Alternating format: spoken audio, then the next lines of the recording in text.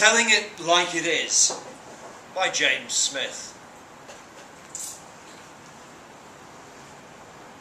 A hippo, says Trev, sinking his Stella. Definitely slow moving, innit? Fuck off, I say, sinking mine. Have you seen the teeth on it? It'd rip your head off. We're drinking in the Bull's Head and trying to decide what animals we could do over in a fight. I thought I was pushing it with a Shire horse. But there is no fucking way I'm having an hippo. Thing is, Trev fancies himself as a hard nut with his gold chains and his sovereign rings.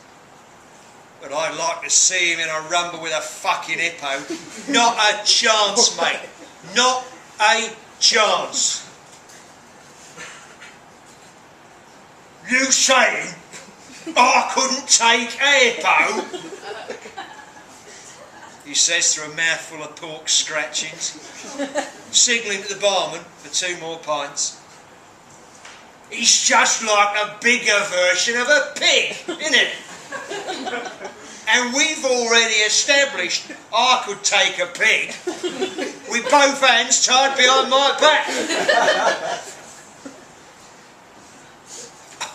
I'm not saying you couldn't take a pig, mate. I say, the pints have arrived and I down mine in one. I'm just saying, a hippo is a whole different proposition. Fucking massive! I've seen them on the telly. Trev ruminates on this for a moment, spitting pork scratchings down his Chelsea top. Still reckon I could have it, he says eventually. He has his eyes closed and his brow is furrowed. I know, he is imagining the scenario. You couldn't, mate, I say reasonably. Well, what the fuck do you know? When was the last time you was in a ruck? Trev's piggy eyes are suddenly ablaze with anger. He always gets like this round about the 8-pint mark. Come on now, mate, I say, holding up my hands. I glassed that cunt down at the Butcher's Arms last week, remember? For a second, Trev looks like he's about to turn the table over. But at the last moment, he seems to think better of it. He sits back. Yeah, I suppose, he admits sulkily. Are we moving on to chasers or what? I go to the bogs while Trev gets the drinks in. There's a specky little geezer stood next to me at the pisser, and for a second I think about pushing him into the trough, you know, just for a laugh. In the end I can't be arsed. I'm still thinking about the hippo. And the more I think about it, the more I start to get angry. I mean, I'm not saying Trev can't be a bit handy. He's not barred from 90% of the local pubs for nothing. I know, I've seen him take on blokes twice his size and come out smiling.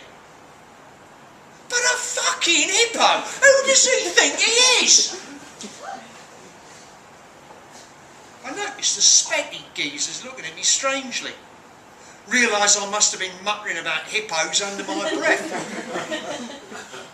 I give him the look. You problem, mate? I say. He steps back, shaking his head. He's still got his knob out. It's a fair size for a little bloke, to be honest. He's pissing on his shoes. I put a heavy hand on his shoulder. do you know how big a hippo is? I say, lowering my head towards his. How big? Specky looks just about ready to shit himself. They're fucking massive, I say. Seen them on the telly. Trev doesn't know what he's talking about. I leave him to dry off his shoes and go back to the bar. Trev is sitting there with 2 double whiskies. Got any nuggets, he says. Freaky looks like he wants to pay out. I hold up a hand.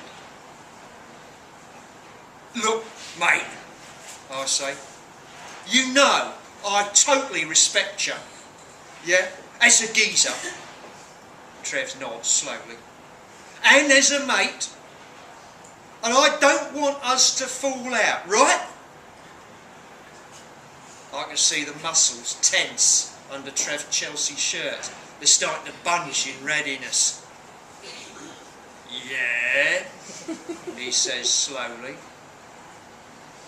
And I know that you're one of the hardest blokes in Essex, yeah?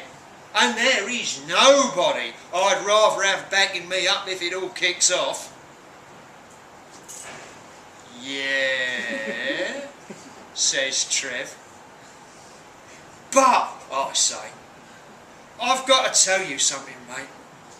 And I've been thinking about this a lot. I wouldn't say this unless I'd thought it through properly, yeah? Trev is almost on his feet now. He knows something's up. I soldier on. And the fact is, I point a finger into his fat, pink face and emphasise every word for effect. You could not stove in a hippo. There is a second where what I've said just sort of hangs in the air between us. For a minute I think that it might all end all right. Then Trev picks up his whiskey, drains it in one and looks me straight in the eye. Listen, cunt, he says, his voice like gravel. Nobody, and I mean nobody, tells me that I can't stove in a hippo. Now, do you want to take that back? Trev's in full battle stance now, and I've got to admit, he is pretty tasty in a ruck. I think for a second that maybe I should back down. Maybe I should say whatever he wants to hear, and we can go back to our drinks, and the night might not end in bloodshed and broken fingers and another fucking night in casualty. But then I think, a hippo! A fucking hippo! I open my mouth, and the words come as if from nowhere. Mate, I hear myself say, the only hippo you could beat in a fight would be a gay hippo.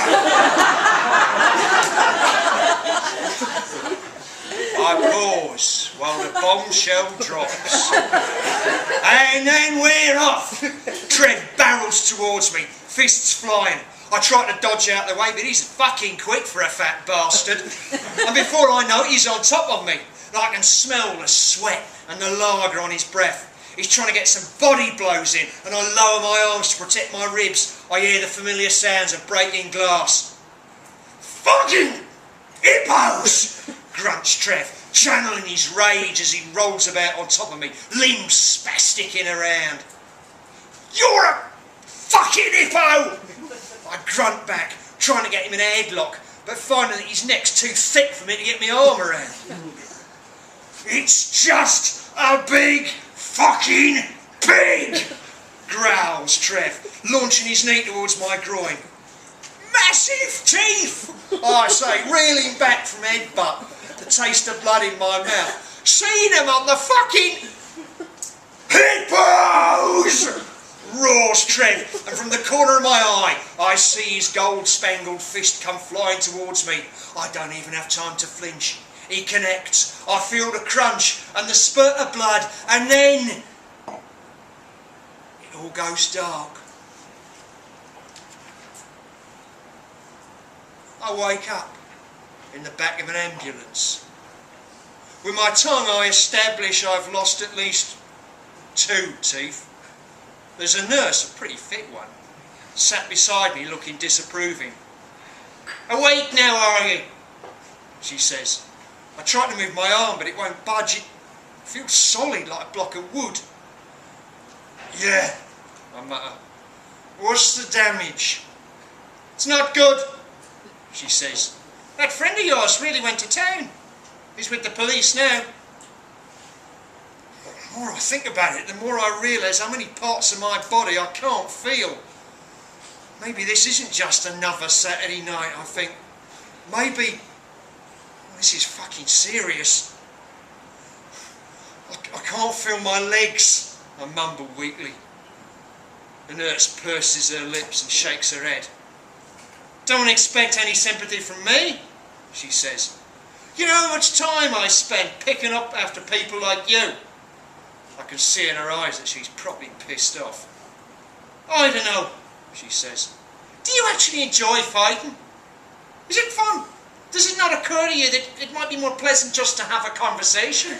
I can taste blood on my tongue when I speak. Oh, what's left of my tongue. We were having a conversation," I say. "Oh, really?" the nurse sneers. "What, about whether some fucking football team is better than some other fucking football team?" I'm suddenly aware of a piercing pain in my spine. "No," I say, "it was about... Well, it was mostly about..." The nurse raises an eyebrow expectantly. "Oh, for fuck's sake. It doesn't matter now." The next morning, it's on the news. I'm watching on the telly in the hospital. Dosed up on morphine and still in a lot of fucking pain. Doctors haven't given me a full story yet, but I know it's not good. Whenever I move, which is as little as possible, I can hear bones crunching and clicking. So I just lie there, watching the telly. The CCTV footage from London Zoo is pretty grainy. But that's Trev, all right. You can tell the way he moves, like a fucking bear or something, skirting the perimeter fence, looking for a way in. Well, I don't know how he got away from the police. The sound on the telly's all the way down, so I just have the pictures to watch. I watch Trev as he shimmies under hedgerow, emerging at the other side looking hunted and alert. I can't see his face, but I can tell he's fucking angry. There's something about the shoulders, tense, ready for a ruck. I've seen him looking like that before, usually about 5 seconds before all hell breaks loose. I feel a sort of churning in my stomach, and it's not from the drugs. I know Trev might have fucked me up royally this time, but you know, after all, he's still a mate. Suddenly the camera cuts. Trev's been stretchered out the zoo gates in a body bag. Zookeeper comes on, fat bloke, green uniform. I strain to hear what he's saying, but the sound's low and I've got quite a lot of blood in my ears. I think I catch the words local man, night of drinking, and large mammal enclosure. And then the assailant was heard to call the hippo they bleep it out. But looking at the bloke's lips, I'm pretty sure he said, fucking wanker. They cut back the gates. There are a few passers-by craning over butchers, but really no one there seems to go too much of a toss for Trev. His broken body's chucked in the back of an ambulance. The hippo, concludes the reporter in tones of solemn relief, was unharmed. And despite the pain and the morphine sickness and the prospect of spending the rest of my life in a fucking wheelchair, I can't help smiling. Through everything, I find myself smiling. And I think to myself, I fucking knew it!